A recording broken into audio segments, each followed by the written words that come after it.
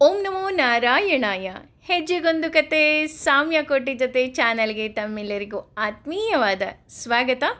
ಈ ನಮ್ಮ ಕತೆಯ ಪಯಣವನ್ನು ಮುಂದುವರಿಸೋಣ.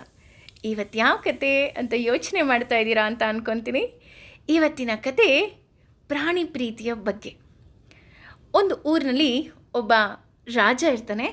ಅವನಿಗೆ ಅವನ ಬಳಿ ಇದ್ದಂತಹ ಒಂದು ಆನೆ ಬಹಳ ಇಷ್ಟ.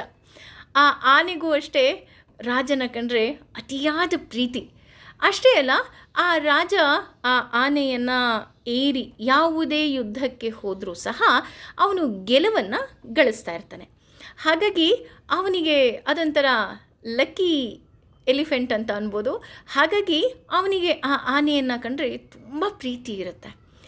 ಆದರೆ ಸಮಯ ಕಳೆದ ಹಾಗೆ ಆನೆಗೂ ಸಹ ವಯಸ್ಸಾಗ್ತಾ ಬರುತ್ತೆ. ಹಾಗಾಗಿ ರಾಜ ಅನ್ಕೊತಾನೆ, ನಾನು ಈ ಆನೆಯನ್ನು ಮತ್ತೆ ಮತ್ತೆ ಯುದ್ಧಕ್ಕೆ ಕರೆದುಕೊಂಡು ಹೋದರೆ ಬಹುಶಃ ಇದಕ್ಕೆ ತೊಂದರೆ ಆಗಬಹುದೇನೋ ಅಂತ ಏನು ಮಾಡ್ತಾನೆ, ಆ ಆನೆಯನ್ನು ಅರಮನೆಯಲ್ಲೇ ಇಡ್ತಾನೆ. ಯುದ್ಧಕ್ಕೆ ಬೇರೆ ಆನೆಯನ್ನು ಕರೆದುಕೊಂಡು ಹೋಗೋದಕ್ಕೆ ಶುರು ಮಾಡ್ತಾನೆ. ಆದರೆ ಆ ಆನೆಯ ಮೇಲಿನ ಪ್ರೀತಿ ಒಂದು ಚೂರು ಸಹ ಕಮ್ಮಿ ಆಗೋದಿಲ್ಲ. ಪ್ರತಿನಿತ್ಯ ಬರ್ತಿರ್ತಾನೆ, ಆ ಆನೆಯನ್ನು ಮಾತಾಡಿಸ್ತಿರ್ತಾನೆ. ಅಷ್ಟೇ ಅಲ್ಲ, ಅದಕ್ಕೆ ಇನ್ನೂ ವಿಶೇಷವಾದ ಭೋಜನದ ವ್ಯವಸ್ಥೆ ಸಹ ಮಾಡಿರ್ತಾನೆ. ಆದರೆ ಈ ಆನೆ ದಿನ ಕಳೆದ ಹಾಗೆ ಇದ್ದಕ್ಕಿದ್ದ ಹಾಗೆ ಮಂಕಾಗಲಿಕ್ಕೆ ಶುರು ಆಗುತ್ತೆ. ಹಾಗೂ ಅದರ ಶಕ್ತಿ ಸಾಮರ್ಥ್ಯ ಎಲ್ಲ ಕುಗ್ಗುತ್ತಾ ಬರುತ್ತೆ. ಅಷ್ಟೇ ಅಲ್ಲ, ಒಂದು ದಿನ ಸ್ನಾನಕ್ಕೆ ಅಂತ ಅದನ್ನು ಕರೆದುಕೊಂಡು ಹೋದಾಗ ಹುಸುಕಿನಲ್ಲಿ ಕುಸ್ತು ಬಿಡುತ್ತೆ.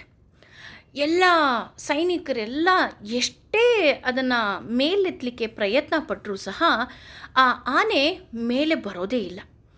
ಎಲ್ಲರಿಗೂ ಸಹ ಗಾಬರಿ ಆಗ್ಲಿಕ್ಕೆ ಶುರು ಆಗಿಬಿಡುತ್ತೆ. ಯಾಕೆಂದರೆ ಎಲ್ಲಿ ಆ ಆನೆ ಆ ಹುಸುಕಿನಲ್ಲೇ ಕುಸ್ತು ಬಿಡುತ್ತೋ ಅಂತ. ತಕ್ಷಣ ಎಲ್ಲರೂ ಏನೆಲ್ಲ ಉಪಾಯ ಮಾಡಿದ್ರೂ ಸಹ ಆನೆ ಹೊರಗಡೆ ಬರೋದೇ ಇಲ್ಲ.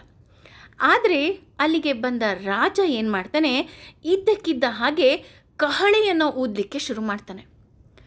ಆ ಕಹಳೆಯ ಸದ್ದೇನು ಮಾಡುತ್ತೆ, ಆ ಆನೆಯನ್ನು ಇದ್ದಕ್ಕಿದ್ದ ಹಾಗೆ ಆ ಹುಸುಕಿನಲ್ಲಿ ಏನು ಕುಸ್ತಿತ್ತು ಆ ಆನೆ ತನ್ನ ಎಲ್ಲ ಶಕ್ತಿಯನ್ನು ಹಾಕಿ ಮೇಲಕ್ಕೆದ್ದು ಬರುತ್ತೆ.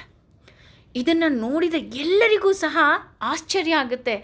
ನಡಿಲಿಕ್ಕೂ ಸಹ ಶಕ್ತಿ ಇಲ್ಲದೆ ಇರೋ ಆನೆ ಆ ಕಹಳೆಯ ಧ್ವನಿ ಕೇಳಿ ಹೇಗೆ ಬಂತು ಅಂತ. ಅಂದರೆ ಇದರ ಅರ್ಥ ಅಥವಾ ಇದರ ನೀತಿ ನಮಗೇನು ಹೇಳ್ತಿದೆ ಅಂದರೆ, ನಾವು ಎಷ್ಟೋ ಸಾರಿ ಏನು ಮಾಡ್ತೀವಿ, ಮನೆಯಲ್ಲೂ ಅಷ್ಟೇ ವಯಸ್ಸಾಗಿರೋರಿದ್ದಾರೆ, ಅವ್ರ ಕೈಲಾಗಲ್ವೇನೋ, ಅವರಿಗೆ ತೊಂದರೆ ಆಗುತ್ತೇನೋ ಅಂತ ಏನು ಮಾಡ್ತೀವಿ, ನಾವು ಅವರಿಗೆ ಕೆಲಸ ಕಾರ್ಯಗಳನ್ನು ಹೇಳೋದನ್ನು ಕಮ್ಮಿ ಮಾಡ್ತೀವಿ. ಆದರೆ ಆ ಆನೆಗೆ ಕಹಳೆಯ ಧ್ವನಿ ಕೇಳಿದ ತಕ್ಷಣ, ಎಸ್ ಇದು ನನ್ನ ಕೆಲಸ, ರಾಜ ನನ್ನನ್ನು ಇಷ್ಟಪಡ್ತಿದ್ದಾನೆ ಅಂತ ಹೇಗೆ ಎದ್ದು ಬಂತೋ ಹಾಗೆ ಮನೆಯಲ್ಲಿ ಇದ್ದಂತಹ ವಯಸ್ಸಾದವ್ರಿಗೂ ಸಹ ಚಿಕ್ಕ ಪುಟ್ಟ ಕೆಲಸ ಹೇಳ್ತಾ, ಹಾಗೆ ನೀವು ಈ ಕೆಲಸ ಮಾಡಿದ್ರೆ ತುಂಬ ಚೆನ್ನಾಗಿರುತ್ತೆ ಅಂತ ನಾವು ಹೇಳಿದಾಗ ಅವರಿಗೂ ಸಹ ನನ್ನ ಅಗತ್ಯ ಇದೆ ಅಂತ ಅನಿಸುತ್ತೆ. ಇಲ್ಲಾಗಿದ್ದು ಅದೇ, ಆ ಆನೆಗೆ ನನ್ನ ಅಗತ್ಯ ಇನ್ನೂ ರಾಜನಿಗಿದೆ ಅಂತ ತಿಳಿದು ಆ ಆನೆಗೆ ಚೈತನ್ಯ ಬಂತು, ಜೀವಬಲ ಬಂತು.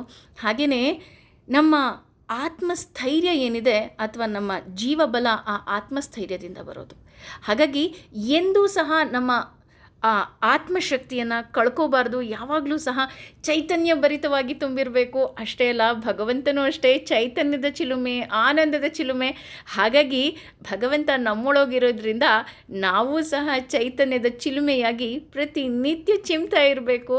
ಹಾಗಾಗಿ ಎಲ್ಲರೂ ಸಹ ದೇವರ ಪ್ರಾರ್ಥನೆಯನ್ನು ಮಾಡೋಣ. ಓಂ ನಮೋ ನಾರಾಯಣಾಯ.